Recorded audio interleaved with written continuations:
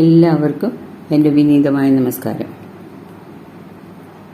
ഇന്ന് പറയാൻ പോകുന്നത് ശിവപൂജയിൽ എരിക്കിൻ പൂവ് എങ്ങനെ പ്രാധാന്യം നേടി എന്നുള്ള കാര്യമാണ്. മഹാദേവനെ പൂജിക്കാൻ കൂവളത്തില പ്രധാനമാണെന്നറിയാം. അതുപോലെ തന്നെ തുമ്പപ്പൂവും എരിക്കിൻ പൂവും പ്രധാനം തന്നെ. എരിക്കിൻ പൂ എങ്ങനെ ശിവപൂജയ്ക്കെത്തി എന്നറിയാം. ഈ പൂവിൽ വിഷവും ഔഷധ ഗുണങ്ങളും ഒരേ സമയം അടങ്ങിയിട്ടുള്ളതാണ്. നമ്മുടെ എല്ലാവിധ പാപങ്ങളും സംഹരിക്കുന്ന, ഭക്തർക്ക് എല്ലാവിധ ഐശ്വര്യങ്ങളും നൽകുന്ന ശ്രീ മഹാദേവന്റെ പൂജയ്ക്ക് സമർപ്പിക്കുന്ന പൂക്കളിൽ പ്രധാനം തന്നെയാണ് എരിക്കിൻ പൂവ്. ശിവരാത്രിക്കും പ്രദോഷ പൂജയ്ക്കുമൊക്കെ ഈ പുഷ്പം ഉപയോഗിച്ച് അർച്ചന നടത്തുന്നു. ഉദ്ദിഷ്ടകാര്യസിദ്ധിക്ക് എരിക്കിൻ പൂമാല ചാർത്തലും ഭക്തർ നടത്താറുണ്ട്.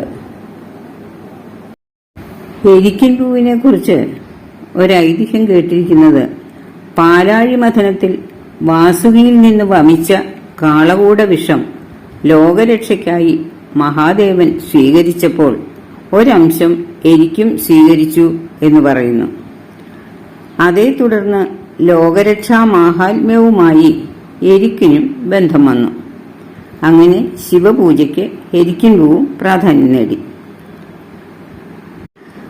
പാലാഴി മഥനത്തിൽ വാസുകിയിൽ നിന്നും വമിച്ച കാളകൂട എന്ന വിഷം പഞ്ചമഹാവിഷങ്ങളിൽ ഒന്നാണ്. ബാക്കി 4 വിഷങ്ങൾ മുസ്തകം, വത്സനാഭം, ശംഖകർണി, ശൃംഗി എന്നിവയാണ്. കാലനെ പോലും ദഹിപ്പിക്കാൻ കഴിവുള്ളതാണ് കാളകൂട വിഷം. ലോകരക്ഷാർത്ഥം മഹാദേവൻ കാളകൂടത്തെ തന്റെ കൈക്കുമ്പിളിൽ വാങ്ങി പാനം ചെയ്തു. അപ്പോൾ അതിൽ അല്പം തുളുമ്പി അടുത്തു നിന്ന എരിക്കിൽ വീണു.